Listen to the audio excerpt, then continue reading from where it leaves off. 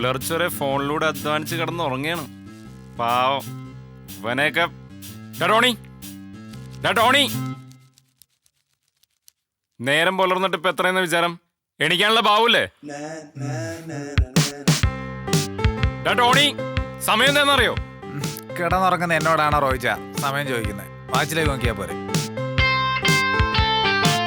നീ ഇങ്ങനെ കിടന്നോ, ഒരു ഉത്തരവാദിത്വം ഇല്ലാതെ. ആ ആനന്ദിനെ കണ്ടുപിടിക്കും. അവൻ നേരത്തെ എണ്ണിട്ട് കോഫി ഷോപ്പിൽ പോയി. അവനുള്ള എന്റെ പകുതി ഉത്തരവാദിത്വം പോലും നിനക്കില്ലാതെ പോയല്ലോ. അവിടെ പോയി കണ്ട മണ്ടത്തരങ്ങൾ കാട്ടിക്കൂട്ടുന്ന അവനൊക്കെ ഭേദം ഇവിടെ വെറുതെ കിടന്നുറങ്ങുന്ന ഞാനാ.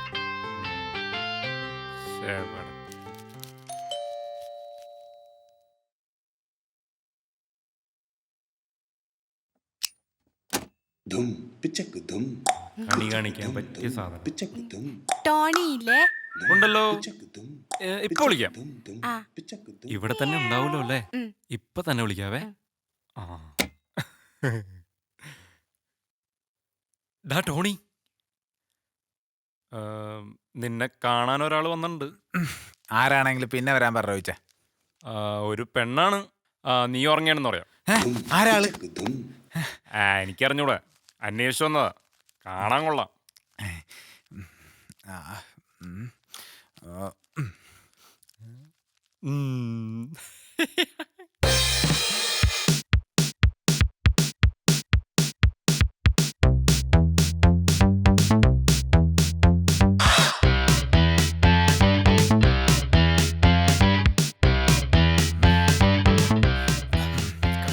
നല്ലൊരു കണിയായിരിക്കണേ.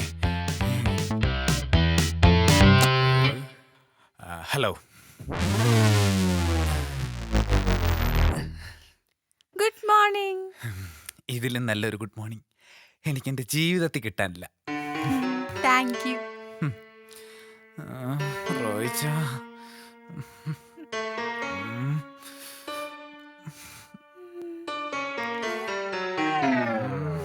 റോയിച്ച, ബീമർ പ്രതീക്ഷിച്ചിരിക്കണ ബാറ്റ്സ്മാനെ ഇങ്ങനെ യോർക്ക് എറിഞ്ഞ് പരീക്ഷിക്കരുത്. എന്താ സംഭവം? ഈ ബുദ്ധിയില്ലാത്ത സാധനത്തിനാണോ റോയിച്ചൻ ഭംഗിയുണ്ടെന്ന് പറഞ്ഞത്? എടാ, സ്വന്തം ചേട്ടനായ ഞാൻ കഷ്ടപ്പെട്ട് വിളിച്ചിട്ടും ഉറക്കം എണീക്കാത്ത നീ അവള് വിളിച്ചപ്പോ എണീറ്റല്ലോ. എന്താ നിങ്ങൾ തമ്മില്? റോയിച്ച, അതെ സിബ്ലിംഗ് റൈവലറി കാണിക്കരുത്. വിളിക്കണു. ചെല്ല് ചെല്ല്. നോക്കിക്കോ. അതെ, എനിക്ക് അത്യാവശ്യമായിട്ട് 3 പേർക്ക് പഴംപൊരി രക്തം വാങ്ങി കൊടുക്കാനുണ്ട്. പോയിട്ട് വരട്ടെ. അയ്യോ ടോണി മോനെ പോലെ എന്റെ അടുത്ത് കളിച്ചു കഴിഞ്ഞാൽ ഇങ്ങനെ ഇരിക്കും. നീ ഉള്ളോണ്ടാ ഞാൻ പോകുന്നേ.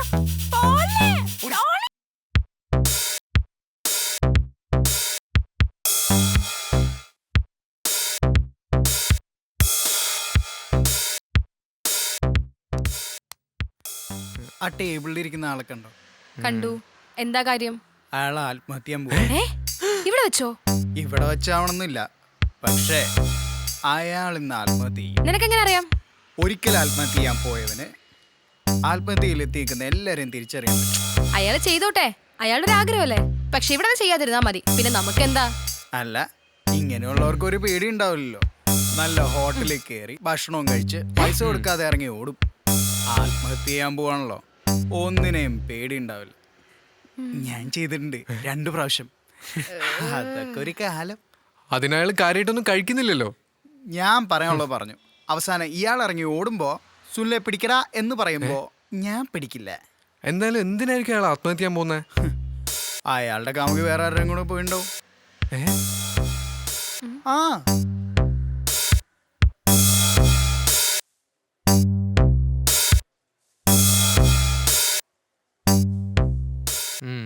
നോക്ക്, അവളെ കണ്ടറിയാം അവള് വേറൊരുത്തൻ്റെ കൂടെ പോകുന്നു. അപ്പ അയാളെ ആത്മഹത്യ ചെയ്യും. കണ്ടോ? ഡാ പോയി ഓർഡർ ആക്കടാ. മനുഷ്യന്റെ സമയം കളയാൻ.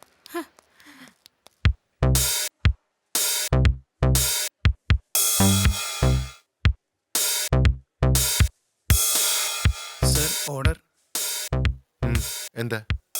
എനിക്കൊന്നും വേണ്ട. എനിക്കൊരു കോഫി, ഒരു ബ്രൗണി.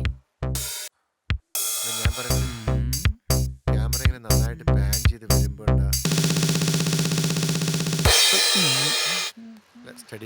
ആനന്ദേ, അവര് സിനിമാക്കാരാ.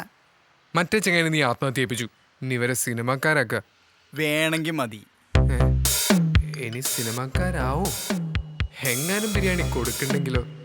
അപ്പോ ക്രെയിൻ വേണം തന്നെയാണോ നീ ആ പറയുന്നത്? ക്രെയിൻ വേണം, ക്രെയിൻ വേണം. എന്നാൽ ഇങ്ങനെ കൊണ്ടുപോയി എടുക്കാൻ പറ്റൂ. നല്ല ഗുമ്മുണ്ടാവും. തന്നെ ഉം. ദാ, ഇത് ഞാൻ കൊടുത്തോളാം. തന്നോ? ഒന്നും പറയണ്ടേ? Camera 5D ആക്കിയാലോ?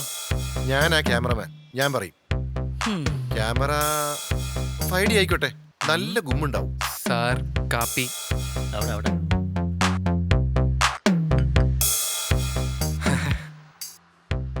സിനിമാക്കാരാണല്ലോ.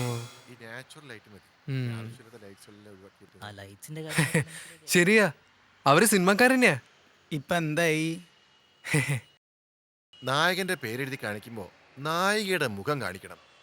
നല്ല വെറൈറ്റി ആയിരിക്കും, നല്ല ഗുമ്മുണ്ടാവും. ഗുമ്മില്ലാത്ത വല്ലതുണ്ടോ? കുറെ നേരായാലോ ഗുമ്മുണ്ടാവും എന്ന് പറയുന്നു. ഉണ്ടാവുമല്ലോ നമ്മുടെ പ്രൊഡ്യൂസറുടെ മുഖം. നമ്മൾ തന്നെ നമ്മളെ വിമർശിക്കാൻ പാടില്ല. അതൊക്കെ പ്രേക്ഷകർക്ക് വിട്ടുകൊടുക്കണം. ശരിയാ. ഇപ്പൊ വിമർശിക്കാൻ മാത്രം വെറുതെ കുറെ എണ്ണം ഇരിക്കുന്നുണ്ടല്ലോ, ഒരു പണിയില്ലാതെ. കീബോർഡ് ഗുണ്ടകള്. ഉം. ഇരുട്ടത്ത് ഇന്നേ വരെ ഒരു ടോർച്ച് പോലും അടിച്ചു നോക്കാത്ത ടീംസാ. ആ ഫ്രെയിമിന് ലൈറ്റിംഗ് ശരിയായിട്ടില്ല, കളർ ടോൺ മാറിയെന്നൊക്കെ പറഞ്ഞ് വെറുതെ റിവ്യൂ അടിച്ചിറക്കുന്നത്.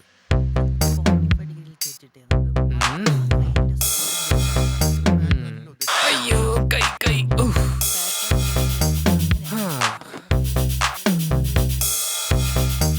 ദാ, എന്താണ് ഇവിടെ നിൽക്കുന്നത്? സാറേ, സൂപ്പർ സ്റ്റാറിനെ മുടിപ്പിക്കാനുള്ള വകയായി. ഏ?